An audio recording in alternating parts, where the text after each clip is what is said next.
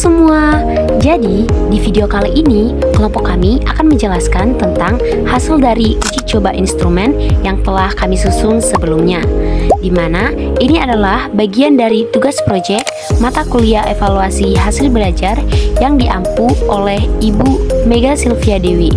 Jadi, tanpa berlama-lama lagi, yuk kita bahas.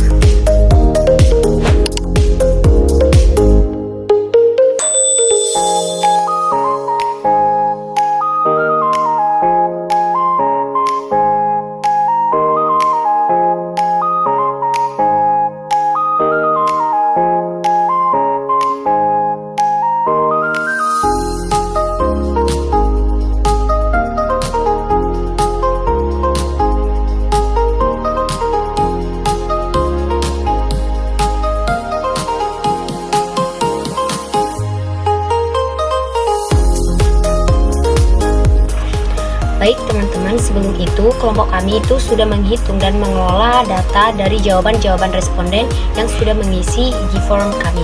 Data yang kami ujikan ada dua tabel yang bisa kalian lihat di sini, yaitu tabel pertama itu berisi tentang jumlah kebenaran dari siswa-siswa atau responden-responden yang menjawab benar pada setiap soal.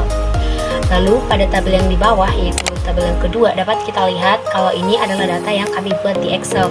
Nah, bentuk data yang kami buat di Excel ini itu adalah berbentuk linear yang hanya memiliki angka 1 dan 0, di mana cara kerja dari tabel linear ini, jika seorang responden itu menjawab benar, maka akan kami tandai dengan angka 1, tapi jika responden menjawab salah, akan kami tandai dengan angka 0.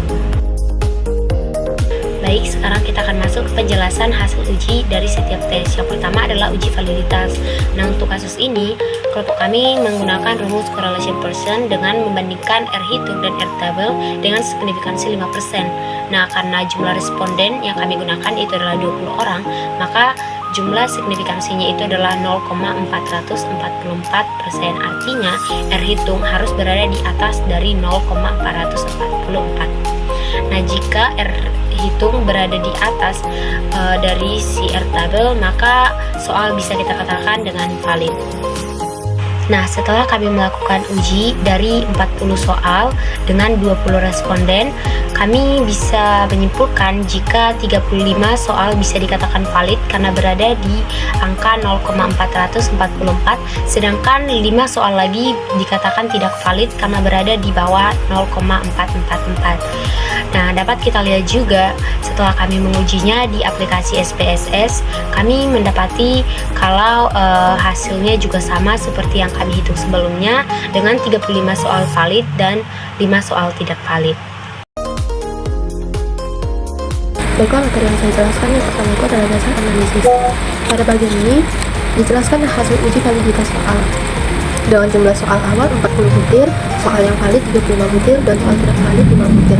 Yang artinya analisis reliabilitas hanya dilakukan pada 35 soal valid, karena soal yang tidak valid tidak layak digunakan dalam pengukuran.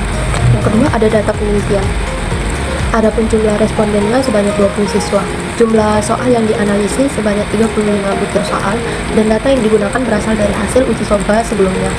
Yang ketiga adalah rumus yang digunakan. Rumus yang kami gunakan yaitu KR20. Untuk mengukur reliabilitas digunakan rumus KR20 sebagai berikut. R11 sama dengan jumlah soal per jumlah soal dikurang 1, buka kurung 1 dikurang jumlah hasil perkalian P dan Q per varians total pangkat 2. Yang keempat adalah perhitungan PQ dan PQ. Nilai P dihitung dari proporsi siswa yang menjawab benar. Nilai Q sama dengan 1 dikurang P.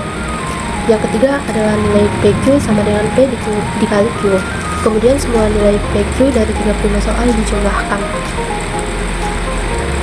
Adapun jumlah perkalian P dan Q yaitu 6,14. Yang kelima adalah hasil perhitungan KR20. Dari perhitungan diperoleh R11 sama dengan 0,97, yang artinya nilai reliabilitas sangat tinggi. Dan instrumen soal konsistensi dapat dipercaya. Yang keenam adalah perbandingan dengan SPSS. Hasil KR20 manual yaitu 0,97, sedangkan hasil SPSS dengan Chromebus Alpha yaitu 0,994. Kesimpulannya, kedua hasil menunjukkan kategori sangat tinggi. Perbedaan kecil wajar karena perbedaan metode perhitungan. Adapun kesimpulannya, instrumen soal memiliki reliabilitas tinggi. Soal layak digunakan untuk penelitian dan hasil pengukuran dapat dipercaya. Sekian materi dari saya. Baik teman-teman, kali ini saya akan menjelaskan tentang uji coba tes di indeks kesukaran soal. Nah, untuk mencari indeks kesukaran soal sendiri, rumusnya itu adalah jumlah siswa yang menjawab benar dalam satu soal per jumlah responden. Nah, karena jumlah responden kita ada 20, maka per 20. Misalkan, soal nomor 1 itu jumlah responden yang menjawab benar itu adalah 18. Nah, berarti rumusnya itu 18 dibagi 20 itu sama dengan 0,9. Nah, untuk keterangan rentang nilainya itu sendiri, jika berada di bawah dari 0,30, itu berarti tingkat soalnya itu berada di kategori sulit. Jika berada di rentang nilai 0,31 sampai 0,70 itu berada di kategori sedang, dan jika berada di rentang nilai lebih besar dari 0,71 itu berarti berada di kategori mudah. Nah, setelah kami melakukan uji coba di tes yang kami buat, baik di manual maupun di instrumen, ada 27 soal yang berada di rentang kategori mudah dan 13 soal lagi berada di kategori sedang. Di sini saya akan menjelaskan sedikit tentang daya beda. Daya beda itu merupakan indikator yang digunakan untuk mengetahui sejauh mana sebuah soal yang mampu membedakan antara siswa yang memiliki kemampuan yang tinggi dan siswa yang memiliki kemampuan rendah. Dalam penelitian ini, perhitungan daya beda itu dilakukan dengan membagi siswa atau dua kelompok, yaitu dua kelompok. Untuk kami kan ada kelompok atas dan kelompok bawah. Nah, itu dilihat seberapa banyak siswa dari masing-masing kelompok yang menjawab benar dan yang menjawab salah pada soal yang telah kami uji. Jadi, secara umum, soal yang telah kami susun itu mampu membedakan antara siswa yang berkemampuan tinggi dan siswa yang berkemampuan rendah.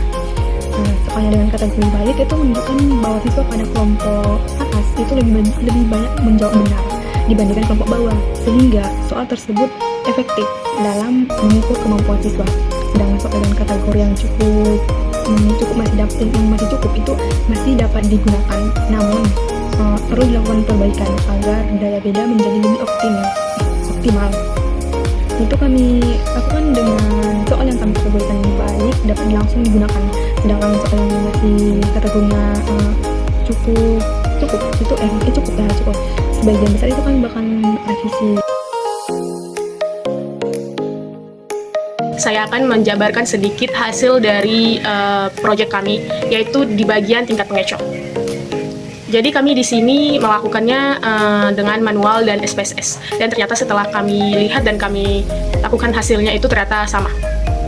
Baik, dalam kriteria pengecoh yang baik itu karena kami memiliki 20 orang responden, maka harus dipilih minimal dengan 5% responden, yaitu dalam 5% responden itu dari 20 orang ada 1 atau 2 orang yang harus memilih pada setiap opsi jawaban yang kami berikan pada soal.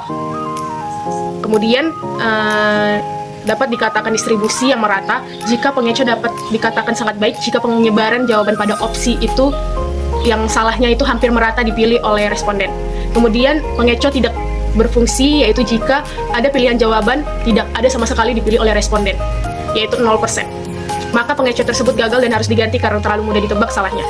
Baik, jadi setelah kami lihat dan kami hitung, itu kami membagi menjadi 2 bagian. Dalam 40 soal yang kami buat jadi 2 bagian, yaitu tingkat pengecoh yang baik dan tingkat pengecoh yang buruk. Jadi di tingkat pengecoh yang baik setelah kami hitung itu ada sekitar 17 soal, dan tingkat pengecoh yang buruk itu ada sekitar 23 soal. Jadi pada bagian tingkat pengecoh yang baik itu ada sekitar 17 soal, yaitu ada di nomor 2, 6, 7, 10, 11, 13, 15, 16, 23, 28, 30, 31, 32, 35, 36, dan 40. Itu karena hampir di semua opsi jawabannya pasti dipilih oleh responden, paling minimal 1 atau 2 orang, seperti tadi. Pada bagian buruk itu ada sekitar 23 soal, yaitu ada nomor 1, 3, 5, 8, 9, 14, 12, 17, 18, 19, 20, 21, 22, 24, 25, 26, 27, 29, 33, 34, 37, 38, dan 39. Dapat dikatakan buruk karena ada pada satu opsi itu tidak dipilih sama sekali oleh responden, yaitu 0%. Baik, sekian dan terima kasih.